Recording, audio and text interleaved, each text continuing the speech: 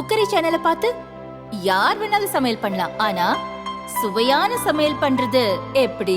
நான் இதயம் நல்லெண்ணெயில சமையல் பண்றேன். ஆஹா ஓஹோன்னு பாராட்டுறாங்க. நீங்களும் இதயம் நல்லெண்ணெயில சமையல் பண்ணுங்க, பாராட்ட வாங்குங்க. தினம் தோறும் வாங்குவே இதயம். திமுக ஆட்சியில் அரசு நிறுவனங்கள் எந்த அளவுக்கு அதல பாதாளத்திற்கு சென்றுள்ளது என்பதை இந்திய கணக்கு தணிக்கை அறிக்கை அம்பலப்படுத்தி இருப்பதாக அண்ணாமலை கூறினார். நேற்று நம்முடைய மத்திய தணிக்கை ஆணையம் அதனுடைய தணிக்கை அதிகாரி 2021-22 உட்பட்ட 2017-18 2021-22 உட்பட்ட தணிக்கையை மக்கள் மன்றத்தில் பத்திரிகையாளர் சந்திப்பு மூலமாக வச்சிருக்கிறாங்க.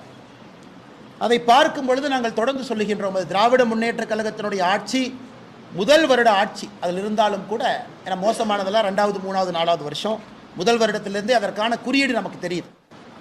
இன்னைக்கு எந்த அளவுக்கு தமிழகம் குறிப்பாக பின்னோக்கி சென்று கொண்டிருக்கிறது என்பது அந்த தணிக்கை ஆணையத்தினுடைய ஆய்வறிக்கையை பார்க்கும் பொழுது நமக்கு தெரியுது.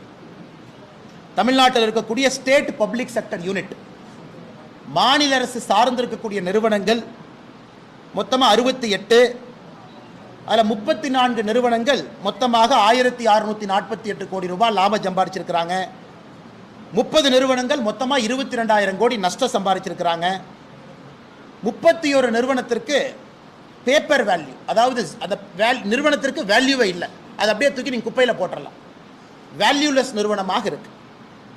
தமிழகத்தை பொறுத்தவரை இங்கே இருக்கக்கூடிய தமிழக அரசு சார்ந்த நிறுவனங்கள் எந்த அளவுக்கு இன்னைக்கு அதல பாதாளத்தில் ஒரு கம்யூனிஸ்ட் ஆட்சி நடந்தால் எப்படி இருக்குமோ அதுபோல தமிழகத்தினுடைய மாநில அரசு சார்ந்து இருக்கக்கூடிய நிறுவனங்கள் இன்னைக்கு இருக்கிறாங்க. அதை வெட்ட வெளிச்சமாக காட்டியிருக்கிறாங்க. இரண்டாவது, தமிழகத்தினுடைய டிரான்ஸ்போர்ட் கார்பரேஷன், குறிப்பாக நம்முடைய பஸ்ஸஸ் எல்லாம் சேர்ந்தது. நீங்கள் பார்த்தீங்கன்னா அடிக்கடி இது நம்முடைய பேப்பரில் வரும், சில நியூஸ் பேப்பரில் வந்திருக்கிறத உங்களுக்கு காட்டுறோம். அது செய்தித்தாளாக இருக்கலாம், நம்முடைய நியூஸ் சேனலாக இருக்கலாம், வேறு வேறு அமைச்சர்கள் வேறு வேறு காலகட்டத்தில் சொல்லி இருப்பதை இங்கே படம் பிடிச்சு காட்டிருக்கோம்.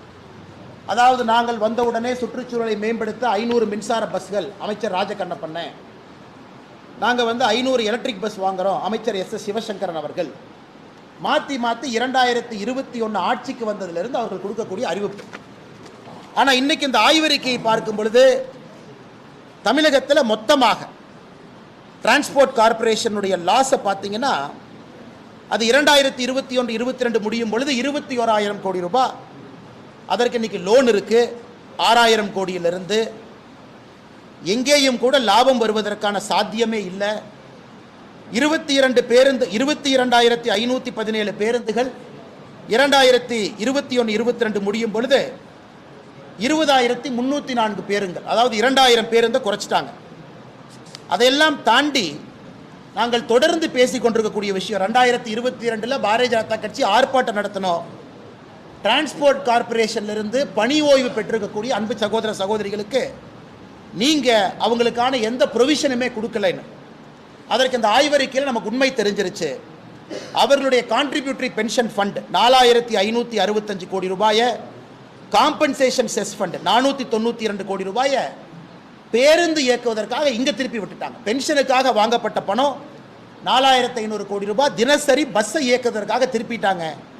பென்ஷன் கொடுப்பதற்கான பணம் கூட இல்லை.